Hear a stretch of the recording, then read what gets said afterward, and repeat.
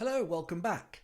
In this video I want to talk a little bit about complementary tech. Now I've kind of brushed on this subject in other videos, but I wanted to go a little bit deeper into how to find the complementary tech for the job that you're searching for.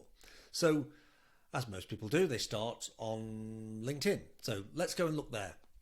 Now you might be thinking, and we'll use the classic example of a React developer. So we know what the main skill is, we know it's going to be React. But I want you to go and have a look at the big job boards. And this is that one instance where I say the big job boards can really help you. So when you look at all the React jobs, I'm looking in the UK here, but looking at all the React jobs on LinkedIn, I then look at the skills, and you can click to the bottom and see the skills. So React, TypeScript, Next, Tailwind. And this is where I'd start to tally up all of those skills and go through maybe the top 10 or 20 jobs on your favorite job board. So it could be LinkedIn, Indeed, Total Jobs. You could use remote job boards and just start searching for React in here, and do the same thing. Go through each of these job descriptions. Sometimes you'll have to scrape through them, but looking for the commonly requested skills that go along with it. And they might be in the required list, it might be in a nice to have list.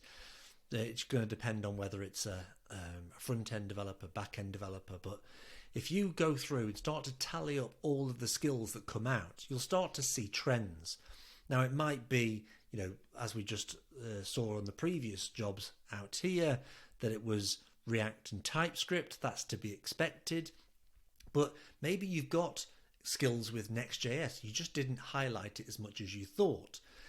Maybe you've got Tailwind and you drop that off in favor of one of the other skills. But if you can start to see which skills come up most often, you can start to highlight that. Maybe not in your headline, but certainly in your about section, to say, I'm not just a React developer, I've got TypeScript, I've got testing experience, I've got Next.js experience. And this is going to start to open up the job opportunities that you're a good match for. Because what the recruiter is doing is they're looking at your profile with that job description in their hand or on their screen, and they're looking at it thinking, are you a good fit for this? Now, just because you've got React and it's a React developer position, you're thinking, yes, I'm right for this.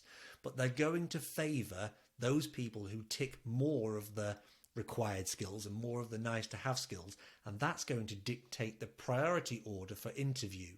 So you might not be aware that it's actually your Next.js experience or it's your testing experience with Jest that's actually pushing you up the pecking order.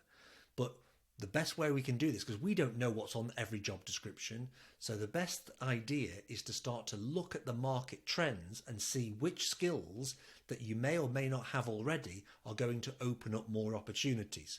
Now, if you have them but aren't highlighting them, that's job one. Let's start putting them in there in your headline, your about section, throughout your experiences. Where have you used these skills? Are you highlighting them on GitHub in the descriptions of your repositories?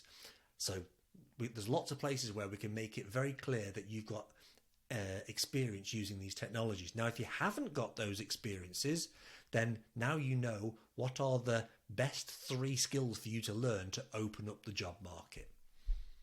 Hope that helps, and I'll see you in the next video.